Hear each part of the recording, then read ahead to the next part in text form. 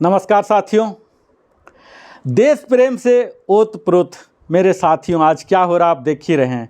आज हम जिस विषय पर बात कर रहे हैं आप देख ही रहे हैं कि किस तरह से घटनाक्रम हो रही है जो टीवी पर आ रहे हैं, हर मीडिया पर। मैं उसे यहाँ रिपीट नहीं करना चाहूँगा। मैं उन अनछुए पहलुओं को यहाँ आपके साथ साझा करूँगा कि आज हम जिस बात कर रहे हैं वह केवल सीमाओं का नहीं है, यह मस्तिष्क का युद्ध है, यह सूचना का युद्ध है, यह छवि का युद्ध है और इस युद्ध का नेतृत्व आज भारत कर रहा है। युद्ध की नई परिभाषा क्या है? फिफ्थ जनरेशन वारफेयर की आज हम बात कर रहे हैं। तो जो परंपरागत युद्ध होते थे जिसमें फर्स्ट टू थर्ड जनरेशन होते थे, जहां सीमाओं पर सेनाओं और हथियारों के द्वारा लड़े जाते थे। फोर्थ जनरेशन वारफेयर में हमने देखा कि आतंकवाद, गैर सरकारी सेनाएं और मीडिया शामिल कर दी गई। लेकिन फिफ्थ जनरेशन वारफेयर, जिसे 5GW कहते हैं, इसमें क्या होता है? तो यहाँ बाई ब्रेन होता, बाई इंफॉर्मेशन होता, बाई कंट्रोल ऑफ परसेप्शन होते हैं। यहाँ हम देखते हैं hybrid warfare, non kinetic conflict, cognitive domain देखते हैं। तो हम अब परिवर्तन यात्रा में हैं। इस परिवर्तन यात्रा में आपने देखा कि सर्जिकल स्ट्राइक 2016 में जो पाकिस्तान ऑक्युपाइड कश्मीर में आतंकियों पर हमला हुआ, पहला संदेश जहां गया कि भारत अब प्रतिक्रिया नहीं नेतृत्व करेगी। जहां हमने देखा surgical strike, pre-emptive defence, Balakot air strike, जहां की 2019 में आप देखे होंगे कि पुलवामा के जवाब में आतंकवादी ठिकानों पर हमला किया गया, जहां सैन्य कूटनीतिक विजय, कोई देश पाकिस्तान के पक्ष में नहीं बोला। यहां हमने देखा कि स्ट्रेटजिक मैसेजिंग किस प्रकार होता है, ग्लोबल नैरेटिव कंट्रोल किस तरह से होता है। वहीं हमने गलवान क्लैश में देखा 2020 में कि चीन को पहली बार सीमा पर करारा जवाब मिला। भारत ने किसी भी प्रकार की बात चुपचाप नहीं सौंपी। यह था साइलेंट स्ट्रेंथ। जहां हमने देखा grey zone warfare, psychological difference देखा, और G20 डिप्लोमेसी भी आपने 2023 में देखा होगा कि भारत का दुनिया में कूटनीतिक प्रभाव बढ़ा।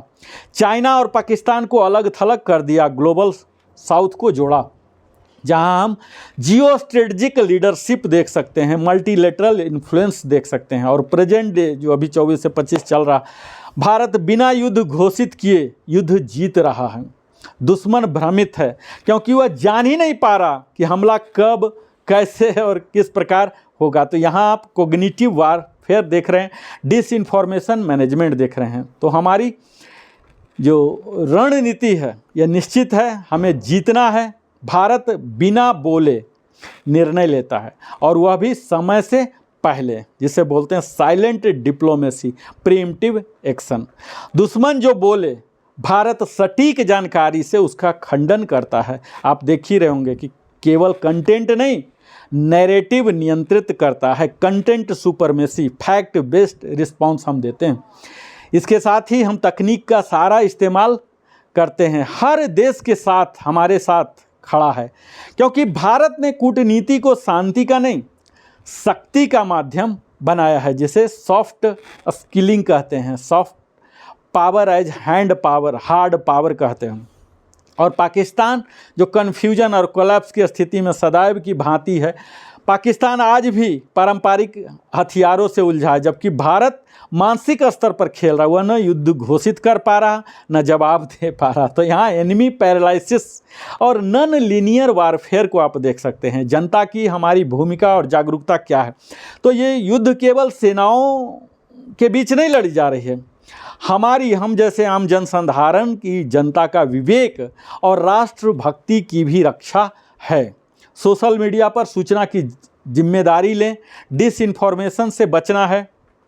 डिजिटल पैट्रियोटिज्म का समय है, जहां हमारी सोच भी राष्ट्र रक्षा है। आज भारत ने यह सिद्ध कर दिया है कि युद्ध जीतने के लिए बंदूकें नहीं, बुद्धि चाहिए, सूचना चाहिए, सबसे जरूरी नेतृत्व चाहिए। हम एक ऐसे युग में हैं जहां दुश्मन की हार इस बात से तय होती है कि वह समझ ही नहीं पाता कि उसे हराया कब गया। यह है भारत की इनविजिबल स्ट्राइक, यह है master stroke of modern diplomacy, यह है फिफ्थ जनरेशन भारत। और हम वह भारत हैं जो पहले सोचता था अब करवाता है, जो पहले सहता था अब सह नहीं पाता, और जो पहले चुप रहता था वह पूरे दुनिया में को बताता है। तो बहुत बहुत धन्यवाद। अगर आपको यह वीडियो झकझोर दिया हो, आपको सही लगा हो, तो आप ज़रूर ही लाइक करें। अगर हमारे चैनल में पहली बार आए हैं तो अवश्य ही सब्सक्राइब करें, बेल आइकन पुश करें। मैं नरेंद्र कुमार वेलनेस कंसल्टेंट इसी प्रकार आपके लिए तमाम दमदार वीडियो लाते रहूँगा। बहुत बहुत धन्यवाद, आपने हमारे साथ अपने जीवन का बहुमूल्य समय व्यतीत किया। जय हिंद, वंदे मातरम। फिर मिलते हैं।